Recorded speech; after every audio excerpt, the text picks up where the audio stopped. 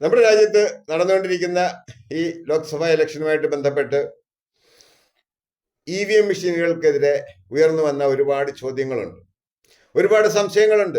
ഈ ചോദ്യങ്ങളൊന്നും ഉന്നയിച്ചത് നമ്മുടെ രാജ്യത്തെ രാഷ്ട്രീയ പാർട്ടികളല്ല, സാമൂഹ്യ പ്രവർത്തകരാണ്. എന്ന് പറഞ്ഞാൽ പ്രതിഫലം ഇച്ഛിക്കാതെ പ്രവർത്തിക്കുന്നവരെയാണ് ഞാൻ സാമൂഹ്യ പ്രവർത്തകർ എന്ന് പറയുന്നത്. നമ്മൾ രാഷ്ട്രീയക്കാരെല്ലാം പറയാറുണ്ട് അവരെല്ലാം സാമൂഹ്യ പ്രവർത്തകരാണ്. അവരാരും സാമൂഹ്യ പ്രവർത്തകരല്ല.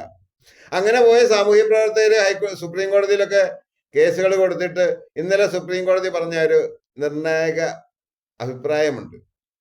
അതായത് ഇലക്ഷൻ കമ്മീഷൻ എന്ന് പറഞ്ഞു കഴിഞ്ഞാൽ ഒരു ഭരണഘടനാ സംവിധാനമാണ്, അവരെ നിയന്ത്രിക്കാൻ ഞങ്ങൾക്ക് കോടതികൾക്ക് കഴിയില്ല എന്ന് പറഞ്ഞ് കൈയൊഴിഞ്ഞ ഒരു സംഭവം. ഒപ്പം തന്നെ നമ്മൾ കണ്ട കേരളത്തില് കഴിഞ്ഞ ദിവസങ്ങളിൽ നടന്ന വീടുകളിലെത്തി വോട്ട് ശേഖരിക്കുന്ന സംവിധാനം മുഴുവൻ ഉടായിപ്പായിരുന്നു എന്ന് ഈ സംവിധാനം തന്നെ നമ്മളെ കാണിച്ച് ബോധ്യപ്പെടുത്തിയിട്ടുണ്ട്. നമുക്കറിയാം, നമ്മൾ ഇന്ന് വോട്ട് ചെയ്താൽ അത് നമ്മൾ ആർക്കാണ് ചെയ്യാൻ ഉദ്ദേശിക്കുന്നത് അവർക്ക് എത്തുമെന്നുള്ളതിന് യാതൊരു ഗ്യാരണ്ടിയില്ല. നമ്മൾ ഇലക്ഷൻ കമ്മീഷനെ ഞാൻ പറയും ഞൊടിയിടയിൽ BJPക്ക് വേണ്ടിയിട്ട് അവർ സ്ഥാപിച്ച ഒരു സംവിധാനമാണ് ഈ ഇലക്ഷൻ കമ്മീഷൻ എന്ന് പറയുന്ന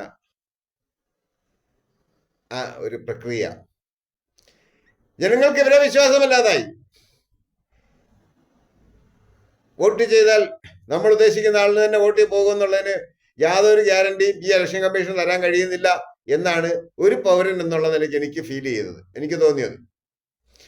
ഒരുപാട് ജനങ്ങൾ വോട്ട് ചെയ്യാതെ മാറി നിൽക്കുന്നുണ്ടെങ്കിൽ അത് ഈ ഭരണ സംവിധാനത്തിന്റെയും ഈ പറഞ്ഞ ഭരണഘടനാ സംവിധാനത്തിന്റെയും ഒക്കെ പോരായ്മയായിട്ട് വേണം നാം മനസ്സിലാക്കേണ്ടത്.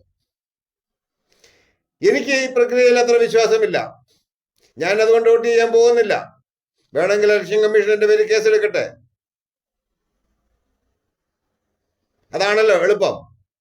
നമ്മൾ പറയുന്ന വിഷയങ്ങൾ ചർച്ച ചെയ്യാൻ ഇവർക്കാർക്കും താല്പര്യമില്ല, അതിന് പരിഹാരം കാണാൻ ഇവർക്കാർക്കും താല്പര്യമില്ല. നമ്മൾ എന്തെങ്കിലും പറഞ്ഞാൽ, ഇവർക്ക് ഹിതമല്ലാത്തത് എന്തെങ്കിലും പറഞ്ഞാൽ ഉടനെ നമുക്കെതിരെ കേസെടുക്കുക. കേരളത്തിൽ LDFനെതിരെ എന്തെങ്കിലും പറഞ്ഞാൽ CPMകാർ ഉടനെ നമ്മുടെ പേര് കേസുണ്ടാക്കും.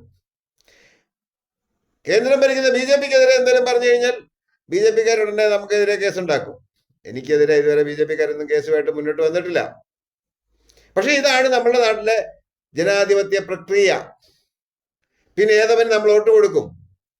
പക്ഷേ 2020 എന്ന് പറയുന്ന ഒരു പാർട്ടിക്ക് മാവേലിക്കര ലോക്സഭാ മണ്ഡലത്തിൽ സ്ഥാനാർത്ഥി ഉണ്ടായിരുന്നെങ്കിൽ ഞാൻ എൻ്റെ വോട്ട് അവർക്ക് കൊടുത്തേനും. ഒപ്പം തന്നെ ഞാൻ പറഞ്ഞ കേൾക്കുന്ന 500 1000 വോട്ട് ഞാൻ അവർക്ക് വാങ്ങിച്ചു കൊടുത്തേനും. എന്ത് ചെയ്യാനാ? ഞങ്ങളുടെ ഒരു തലേവിധി ഞങ്ങളുടെ മണ്ഡലത്തില് ഈ പാഴുകളെ ചുമക്കാനാണ് ഞങ്ങളുടെ തലേവര. വിധിയാണ് അനുഭവിച്ച് പണ്ടാരമടങ്ങും.